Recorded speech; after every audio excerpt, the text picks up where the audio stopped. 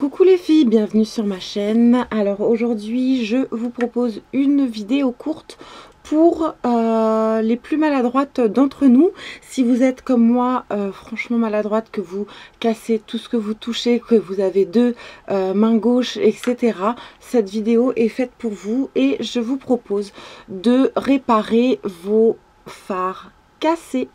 Voilà, c'est vrai que investir dans des produits de maquillage, ça a toujours un coût, peu importe si c'est du bas de gamme ou du haut de gamme. Le tout c'est que c'est qu'on puisse s'en servir à bon escient et du coup quand on s'est cassé, bah on les a ici et on n'a qu'une envie, c'est de se pendre. Voilà, donc aujourd'hui je vous propose de ne plus jeter vos fards cassés et tout simplement de les réparer. Donc à tout de suite. Donc ici je vous montre un phare que j'ai réparé. Voilà, j'ai fait le test avant de vous faire la vidéo pour voir si ça fonctionnait correctement et effectivement ça marche super bien. Donc voilà, ça c'est un phare de chez Kiko avec lequel j'avais pas pour habitude de faire mes sourcils. Je l'ai fait tomber et il a cassé. Je n'ai jamais retrouvé la même référence, donc j'étais super déçue. Donc bon, je l'ai gardé et puis j'ai bien fait puisque au jour d'aujourd'hui je sais comment réparer les fards cassés. Donc il va vous falloir des mouchoirs, une petite cuillère ou une pièce de monnaie, voilà, votre compartiment vide bien sûr pour remettre votre fard à l'intérieur, et enfin élément principal, de l'alcool à 70 ou à 90, on s'en fiche, peu importe. Je vais pas travailler sur ce fard là de chez MAC que j'ai cassé. Pourquoi? Parce qu'il y a quand même deux coloris et je pense que ça va être plus délicat du coup à reconstituer. Donc dans un premier temps on va pas travailler celui-ci, on va travailler un blush ELF que j'ai reçu à moitié cassé à l'époque, et voilà, il s'est cassé de plus en plus au fur et à mesure. Donc là j'essaie de l'ouvrir, le voici. Voilà, du coup je ne m'en suis jamais servi et ma foi il m'a l'air tout à fait sympa, et en plus pour cet automne il sera parfait. Donc ici on a un compartiment rectangulaire.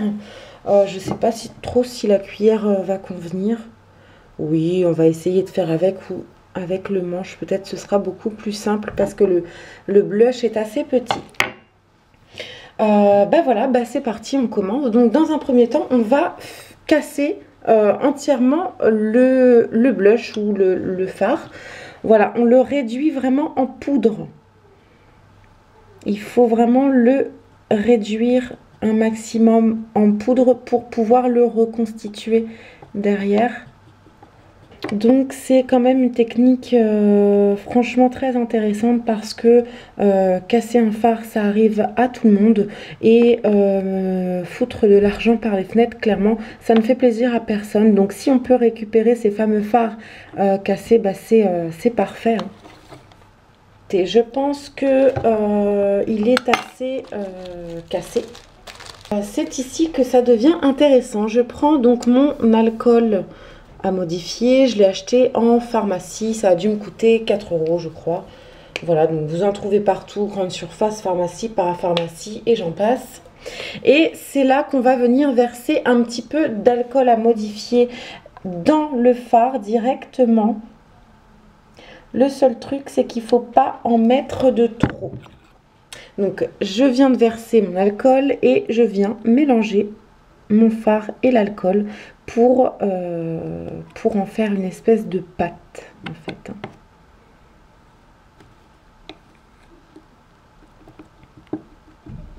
Donc là, je viens en remettre un petit peu parce que je n'en ai pas mis assez. Voilà, donc vaut mieux y aller petit à petit et ne pas trop en mettre que noyer le produit et foutre en l'air son fard. Donc je pense que le processus est correct. Voilà, on va insister un petit peu plus. Pardon pour la visibilité. Bon, j'en ai mis partout, hein, c'est pas grave, on nettoiera après. Et donc là, voilà ce que ça peut donner. Voilà, donc là, il est plus du tout poudreux, enfin presque plus en tout cas.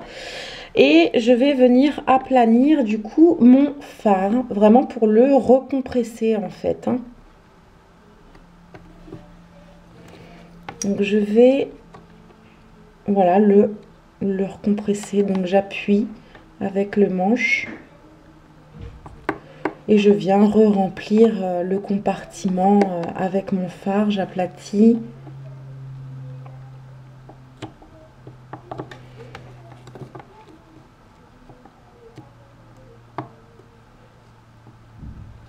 Voilà. C'est marrant parce qu'avant de l'avoir compressé comme ça, quand il était encore en poudre, hein, il n'y avait pas du tout de reflet doré. Et là, une fois que je l'ai compressé, il y a vraiment des espèces d'irisés dorés. Il est vraiment très très joli ce petit fard de chez ULF. Donc plutôt agréablement surprise. Bref, je viens prendre mon mouchoir que j'ai déplié, je le pose par-dessus et je viens à nouveau compresser mon fard. Alors là, je peux y aller au doigt parce que c'est vraiment un petit format. Mais sinon, vous pouvez y aller avec le dos de la cuillère ou avec une pièce de monnaie. Le tout, c'est vraiment de pouvoir aplanir le produit.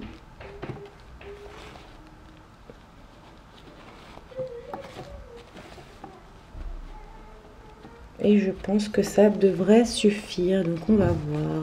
Et voilà ce que ça donne. Donc là, j'ai réparé mon blush de chez ELF. Je suis extrêmement contente. Maintenant, il suffira de laisser sécher pendant minimum 12 heures. Moi, je ne vais pas compter les heures. Je le laisserai toute la nuit et demain, il sera tout à fait utilisable. Voilà pour le fard. Puis, je vous filme les fards secs. Voilà, je les ai laissés poser toute une nuit. Et voilà ce que ça peut donner. Voilà, donc hop, je le retourne hein, comme ça. Donc voilà, il est bien réparé, il n'est plus du tout poudreux, il est tout sec. Bon, il fait un petit peu la tête, mais on s'en fiche. Le principal, c'est qu'on puisse s'en servir en tant que blush. Voilà, donc j'ai un nouveau fard. Je vous montre celui de chez Kiko. D'une main, c'est pas facile. Voilà, donc celui-ci, c'est mon fard pour mes sourcils de chez Kiko. Je le retourne. Voilà, donc il n'est plus du tout poudreux et il est sec. Et enfin, je vous montre ce que j'ai fait avec mon produit de chez MAC. Donc voilà ce que ça a donné. Donc il y a des craquelures dessus.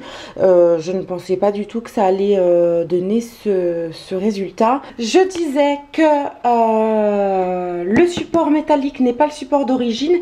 Du coup, le fait de les avoir compressés dans un support plus grand que celui où ils étaient, et ben ça me fait une espèce d'écart comme ça, comme vous pouvez le voir au milieu.